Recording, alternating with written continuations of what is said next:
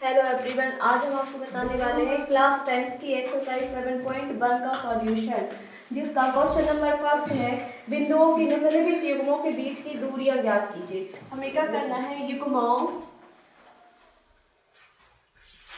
के बीच की दूरियां ज्ञात कीजिए। जैसे क्वेश्चन नंबर फर्स्ट हमें दिया है 2, 3 और 4, 1। क्वेश्चन नंबर जो फर्स्ट है वो हमें दिया है 2, 3 और सेकेंड जो पॉइंट है वो हमें दिया है 4, 1। आप देख सकते हैं कि ये क्वेश्चन 2019 में आया है, अतः ये क्वेश्चन पेपर में आते हैं। तो हमें 2 पॉइंट दिए रहते हैं, अब इनके बीच की हमें दूरियां बताना है। सबसे पहले हम ये देख सकते हैं यहाँ x1 इक्वल टू कितना है 2 और y1 इक्वल टू कितना है 3, x2 इक्वल टू है 4 और y2 इक्वल है 1। अब हम जानते हैं कि दो बिंदुओं के बीच की दूरी का जो फॉर्मूला होता है वो होता है दूरी इक्वल √ x2 माइनस x1 का square plus y2 minus y1 का स्क्वायर। अब हम x2 माइनस x1 भी पता है हमें और y2 और y1 भी पता है हमें, तो हमें जो वैल्यू पता है वो हम इनके बीच में रख देते हैं। जैसे x2 हमने क्या है 4, तो 4 माइनस 2 का स्क्वायर प्लस 3 माइनस 1 का स्क्वायर। अब हम यहाँ देख सकते हैं कि जब हम 4 माइनस 2 करते हैं तो कितना आता है 2, तो 2 का स्क्वायर। 3 माइनस 1 करते हैं तो कितना आता है 2, तो 2 का स्क्वायर। अब यहाँ से हम देखते हैं तो 4 का स्क्वायर कितना होता है 4 प्लस 4, तो यहाँ से कितना हो जाएगा √8। अब हम √8 के जब फैक्टर बनाते हैं तो ये किस तरीके से बन जाते हैं 2 इंटू 2 इंटू 2, 2 2 ज़ा 4 और 4 2 ज़ा 8, तो यहाँ हमारा 2 कॉमन आ जाता है तो क्या बन जाता है √2, यही हमारा आंसर हो जाता है। अब हम इसी सीक्वेंस में आगे चलते हैं, तो इसी का क्वेश्चन नंबर सेकेंड जो है उसमें भी हमें 2 पॉइंट दिए हैं। जैसे हमें पहला पॉइंट क्या दिया है -5 7 और जो सेकेंड पॉइंट है वो दिया है -1 3। तो हम इन दोनों पॉइंटों को लिखते हैं, तो क्वेश्चन नंबर जो सेकेंड उनमें हमें क्या दिया है -5 7 और सेकेंड जो पॉइंट है वो हमें क्या दिया है -1 और 3। तो हम क्या करते हैं, ऐसा भी कर सकते हैं कि माना कि बिंदु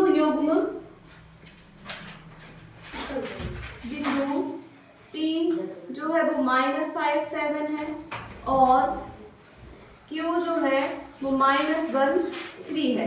इस तरीके से हम इन पॉइंट को मान लेते हैं। अब हम क्या करते हैं, दूरी का फॉर्मूला यूज करते हैं। तो हम जानते हैं कि दूरी इक्वल क्या होता है आपका √x2 माइनस x1 का square plus y2 minus y1 का स्क्वायर।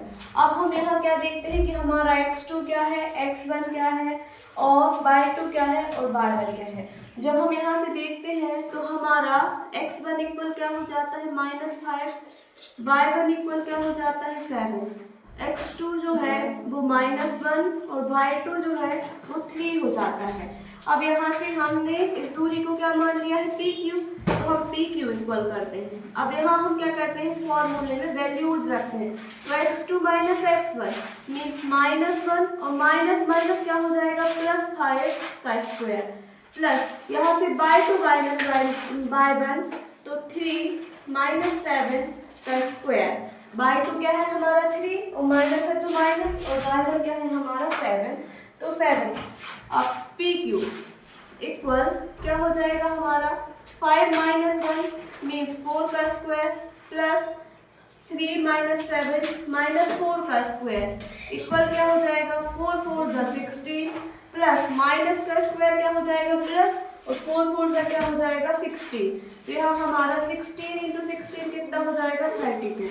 अब जब हम अगेन स्टेप में 32 के फैक्टर करते हैं तो वो क्या हो जाते हैं हमारे 2 2 ज़ा 4 2 ज़ा 8 2 ज़ा 16 और 2 ज़ा 32।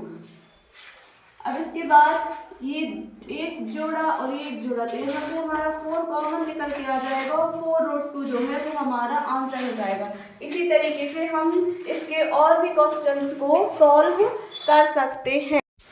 इसी सीक्वेंस में हम आगे चलते हैं तो देखते हैं क्वेश्चन नंबर 3। तो क्वेश्चन नंबर 3 में भी हमें 2 पॉइंट दिए हैं। जो फर्स्ट पॉइंट है वो हमें क्या दिया है, ए, और जो सेकेंड पॉइंट है वो हमें क्या दिया है, -a और -b, और हमसे कहा गया है कि इन दोनों के बीच की दूरी ज्ञात कीजिए। तो फिर हम कहीं करते हैं कि माना बिंदु P जो है वो क्या है हमारा AB, और जो Q है वह Q -a और -b है, -a तथा -b है। तो यहाँ से हम दूरी का फॉर्मूला लगाते हैं। तो दूरी इक्वल क्या होता है हमारा, दूरी बराबर √x2 - x1 का स्क्वायर प्लस y2 - y1 का स्क्वायर। अब यहाँ से हम देखते हैं कि हमारा x1 इक्वल क्या है a और y1 इक्वल क्या है b, x2 इक्वल क्या है -a और y2 इक्वल क्या है -b। हम इसी वैल्यूज को हमारे फॉर्मूले में रख सकते हैं। तो पहले वाले पॉइंट को हमने क्या माना है p और सेकंड वाले पॉइंट को क्या माना है q। तो दूरी क्या हो जाएगी हमारी pq। अब यहाँ से हम देख सकते हैं कि हमारा जो x2 है वो क्या है -a और -x1 क्या है हमारा a, तो इन दोनों का स्क्वायर प्लस y2 क्या है -b और -b का स्क्वायर। अब यहाँ से हम देखते हैं कि -a और -a तो -2a का स्क्वायर प्लस -b और -b का स्क्वायर। अगेन हम आगे चलते हैं तो देखते हैं माइनस का जो स्क्वायर है वो क्या हो जाएगा प्लस 2 का स्क्वायर क्या हो जाएगा 4 और a का स्क्वायर a², यहाँ से 4b²। अब जब हम 4 कॉमन लेते हैं तो ब्रैकेट में हमारा क्या बचता है 4a² प्लस b²। 4 का जो अंडर रूट है वो बाहर क्या निकल के आ जाएगा 2 और अंडर रूट के अंदर a² प्लस b²। यही हमारा क्या हो जाएगा आंसर हो जाएगा। अतः इसी सीक्वेंस में हम जब क्वेश्चन नंबर 2 पे चलते हैं तो उसमें भी हमें इसी तरीके से 2 पॉइंट दिए गए हैं। बस फर्क ये है कि उसमें जो हमें पहला पॉइंट दिया गया है वो कितना दिया गया है 0 0, मीन्स हमें 0 0 से फिर अगेन अगले बिंदु के बीच की दूरी ज्ञात करनी है। लेकिन हम इसी मेथड को फॉलो करते हुए आगे चलते हैं तो हम क्वेश्चन नंबर जो 2 है उसको देखते हैं। तो दिया गया है बिंदु 0 0 36 15 के बीच की दूरी ज्ञात कीजिए। तो हम इस क्वेश्चन को सॉल्व करते हैं। तो क्वेश्चन नंबर 2 जो है उसमें क्या दिया गया है 0 0 और क्या दिया गया है 36 और 50। इन दोनों के बीच की हमें क्या बतानी है दूरी बतानी है। तो हम फिर वही प्रोसेस फॉलो करते हैं कि माना P जो है वो क्या है हमारा 0 0 व Q जो है वो 36 और 15 है।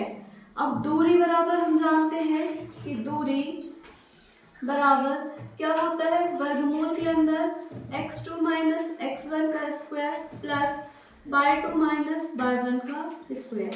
चूंकि हमने पहले वाले पॉइंट को क्या माना है p और सेकंड वाले को q, तो ये क्या हो जाएगा pq = x2 - x1 plus y2 - y1 का स्क्वायर। अब हम देखते हैं यहाँ पर कि हमारा x1 = क्या है 0 और y1 = क्या है 0। यहाँ से x2 = कितना है 36 और y2 = कितना है 50। अब हम इन्हीं वैल्यूज को इस फॉर्मूले में रख देते हैं। तो pq = x2 - x1 मीन्स 36 - 0 का स्क्वायर प्लस यहाँ 15 - 0 का स्क्वायर इक्वल, जब हम 36 का स्क्वायर करते हैं तो ये हमें मिलता है 1296 और जब हम 15 का स्क्वायर करते हैं तो ये हमें मिलता है 225। अब हम इन दोनों को प्लस करते हैं। जब हम 1296 + 225 को प्लस करते हैं तो हमें क्या मिलता है 1521।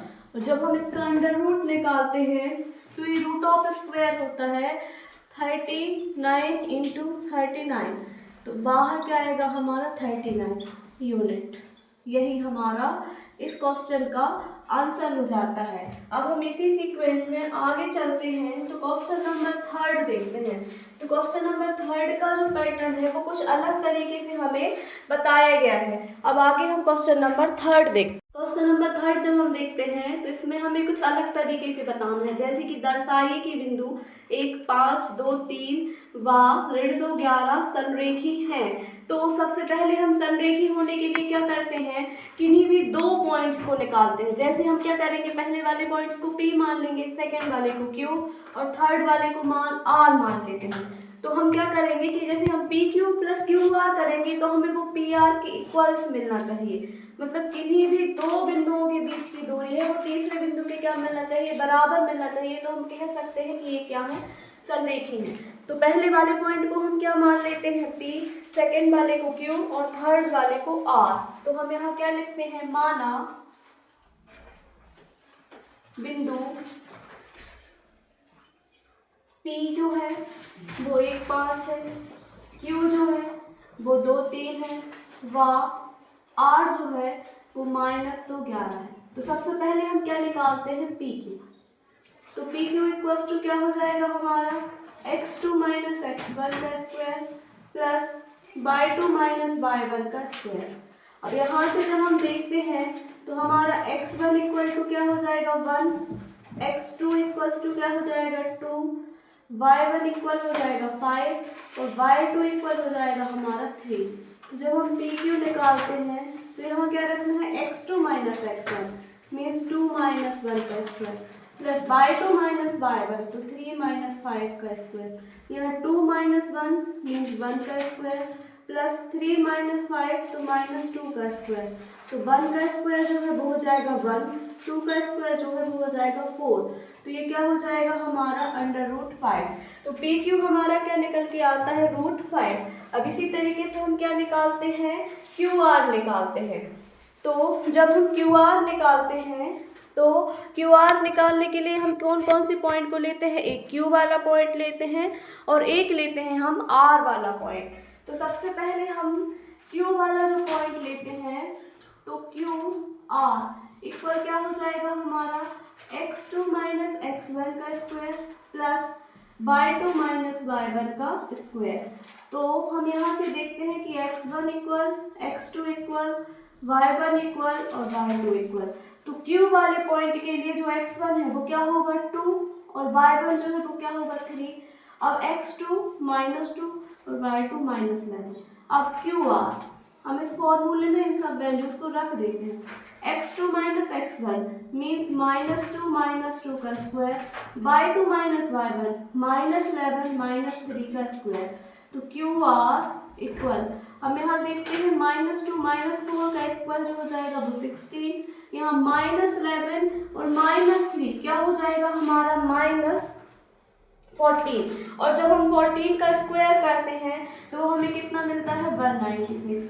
तो जब हम QR निकालते हैं तो हमारा QR कितना निकल के आएगा, जब हम 196 में 16 को प्लस करते हैं तो हमें यहाँ मिलता है 212। ये हमारा क्या निकल के आ गया QR। अब हम इसी सीक्वेंस में जब आगे चलते हैं तो हम यहाँ से निकालते हैं अब PR।